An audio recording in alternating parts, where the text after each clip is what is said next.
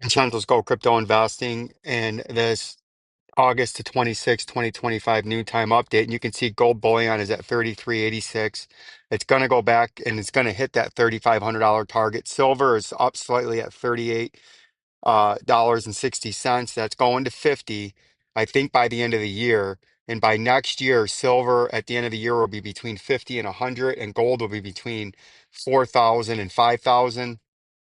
B2 gold has crossed $4 and it is now marching its way towards 4.25. It's at a 2.5 year high. Kinross gold, ding, ding, ding, ding, ding, ding, ding, emergency alert milestone hit by Kinross, $20 per share into Kinross gold. And this is why we're Vincenzo's gold crypto investing. Gold crypto investing. And if you want to be an asset millionaire, it's absolutely of the most and vital important thing you can do is become a Vincenzo's Go Crypto Investing subscriber. It's free of charge. Hit that subscription button down below, the bell notification. And if you want to become an exclusive member and join me and help participate, grow with truth, trust, education, and information, and become a member of Jabroni Killers, it's as simple and as cheap. It starts at $3.99 a month. You would have been on board to becoming an asset millionaire like me via gold and silver bullion and mining stocks, 401k study investing, real estate, uh, cash on the side, earning 3 to 5% in bonds or CDs for emergencies. But the most important thing, to buy a new or accumulate into an existing asset. And if you were on board back then, since 2020 in April, I think we made our first video. We were telling you Kinross Gold, we were buying and we were buying big. We didn't buy as big as we should because we bought big bags, bigger bags, and a lot of other things. But we've been following this. And for the first couple of months, it went up and hit a local high. Then it came all the way down to $2.77, $2.80. And we were telling you time was going to run out because this was going to go on an epic bull market with the commodities bull run, a super cycle, once in a generational wealth transfer in commodities. And it started the uptrend and it got north of that significant support and resistance orange trading box. And we highlighted that circle right there in yellow, as once it broke out of that with that consolidation that it was there, it would be off to the races, and it has been off to the races ever since. We've hit $20 per share, and the last time we were at $20 per share was back here in 2009.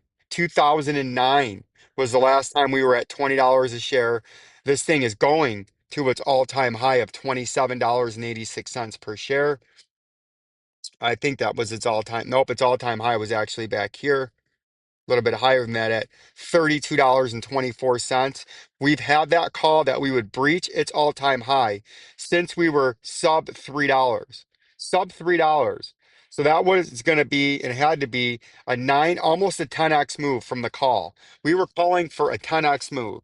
A 10x move I was calling for here at Vincenzo's Gold Crypto. That's right, a 10x call. Go back and watch the videos. And this thing is now almost. I'm up after my accumulation in this because I didn't buy it all at the bottom of the 10x move. I'm up just a smidgen under 3x on this position right now. 3x, right? Because I accumulated, I started buying in here and then we stopped buying here. I should have kept buying, but I didn't. I didn't keep buying, but I'm up almost 3x on this position. And it's been an epic rally over the last 24 months. And you can see this rally has went from where it was at. It's been on a, what is that? At current price, it's on a 5.5x move. And I've picked up nearly 3x of that in profit, right? Because I had to accumulate into it. Because nobody ever gets the bottom. If they tell you to do, they're lying to you and trying to sell you something. You have to accumulate in. This thing came off its high. And then when it was here at the top part of that orange trading box, I bought my first 100 shares. And then it capitulated. And I didn't panic. I didn't sell, right? You see it capitulated here. So then I was just buying the whole way down and the whole way back up. And then I stopped, right? Should have kept buying, but I didn't. But I originally had about a $35 price target to sell this shit at, or start some of this. Not shit, very solid company, but with their earnings, with their operation, with what they're doing, I think this could be a $50 company, and we're not going to sell anything until it gets well north of $35. And the reason I'm telling you this is First Majestic Silver is going to do the same exact thing. It used to be at 27. They're starting to really roll in some free capital. Revenues rising, projects are going, bullion that they're producing is fantastic. The price and the thing that they're selling is going to appreciate nearly 100% between now and the end of next year. I think silver will be well north of $50, maybe closer to $100. And I think we're going to have a new all-time high within 2 years in First Majestic Silver. And from the current price, and we've made this call again, this was another call we made down here. So from the low that it hit, and we've been making the call the whole time, that is a 5x move to its all-time high. I have 1,000. I'm not a financial advisor. 1,000 First Majestic coins, because I am very bullish on that. Fortuna Silver Mining, I have just under 900 coins. I bought my first few hundred down at $2 and change, and then I've just been steadily accumulating ever since. And you can see, and again, I don't know why it just did that. It likes to do that where it hides my tools, and I don't understand why it does that. But in Fortuna Silver Mine, now we'll get back into it, and there's my tool again. We made that call when the price was way down here at $2 and change, that the all-time high was coming, and that was a 3x move from the current price. But see the volume right here, and this is very important, and it's all buy volume, which is even more important. Look at the volume here. See how it's massively uptrended in First Majestic, in Fortuna Silver. Why is it massively uptrended and is at record high in volumes? Because there's about to be an explosion in First Majestic and Fortuna Silver. And I think these could be 10 to 20x returns from the bottom. But from current price, I still think there's anywhere from a 1x potentially in the next couple of years. I could see this going all the way between $20 and $30. And I am holding Fortuna well into the 20s. I'm holding First Majestic well into the 30s, right? I think these are very cheap. They're going to go into price discovery. We have a bunch of Pan America Silver. I believe this is going to an all-time high. And now we're only 35% away from the all-time high. But we were making this call back here when I can't even believe just a year ago it was sitting at $12. Wow, what a mistake that was by me not picking up more of that. But we were making that call when it was at $12. Now it's 2x itself since then, and it will go to $40. And in my biggest position out of them all is B2 Gold. It has just hit the $4 mark. This thing is just starting, and I think before you know it, it's going to be at its all-time high at $7.36. And I think before you know it after that, it's going to be at $9.37 and potentially $20 later on. I think these stocks are very cheap. I think the dollar will continue to be devalued. They put an all-out war on the United States dollar. Trump wants lower interest rates. The Federal Reserve is going to fire up the printing presses to monetize the debt, buy government bonds, because not only do they want short-term yields to be beaten down, they need, and they can control short-term yields, but they can't control long-term yields like 30-year mortgages. And the only way they can do that is to monetize the debt, buy up government bonds and treasuries to drive down and give a false signal to the market and drive down long-term interest rates in order to facilitate more inflation. And what that does is it deflates and devalues the dollar, and that inflates assets. It inflates uh, products, consumer goods, water, cars, gold and silver bullion and commodities, nickel, copper. And that's what's going to go on. And I believe this is just getting started. If you haven't bought any yet, there's still time. You're not hearing on it on the news. Once you start hearing on it on the news, about it all the time on the news, you know you're starting to get close to the selling point, but we're still not even close to being there. The Bitcoin price, why you're all here, but I'm sorry, I had to get a nice gold video. It's been a while since I really talked about the gold and silver bullion. And the very important things that are there. You can see the Bitcoin price is below the critical 3.5 year pattern support, and that's critical. And it's the same thing we talked about yesterday. If this actually does, and again, it hid my tools, I'm not understanding this. Again, like we talked about yesterday, if it does break down out of this and it comes out of this pattern, you're going to be talking about a structural change of the overall market. You can see, and this almost looks like, and this is the one thing that's been making me nervous, is how skinny that is. And I know what a rising channel is. This almost looks like where you have the turtle shell and then its head with the conveyor. And you know those are bullish continuation patterns, and this is at a macro, almost a decade time frame.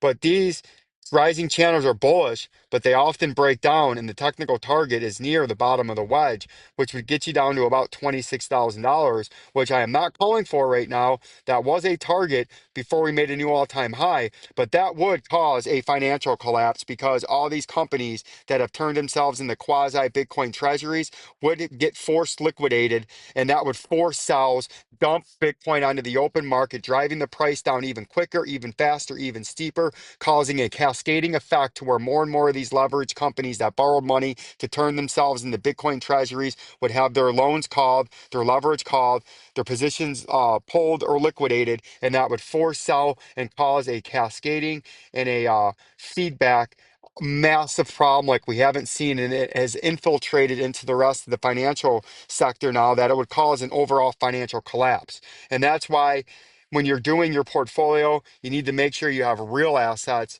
Even though some people perceive crypto as real, it is a good way to make a lot of money. But when push comes to shove, if something bad happens, you want to have the real thing, the house, the real estate, bullion, commodities, things that are real. Not saying, not trying to be hating on crypto. I'm just saying I have fears in my mind on what could be going on, and that would be something to pay attention to if this does not jump back in to the rising channel. Because if this structurally breaks down and changes the overall thing of the market, you're going to first come to 94, followed by a bounce, then have a big fall back down to that $73,000 level, and then you would have a big danger zone, because anything below the 97, close to the 73, would have a lot of companies, even micro strategies, starting to get nervous, and it would cause a lot of chaos. So in the short term, what you need to see in the daily time frame is you need to get back above the $110,000 200-day moving average that is trending down.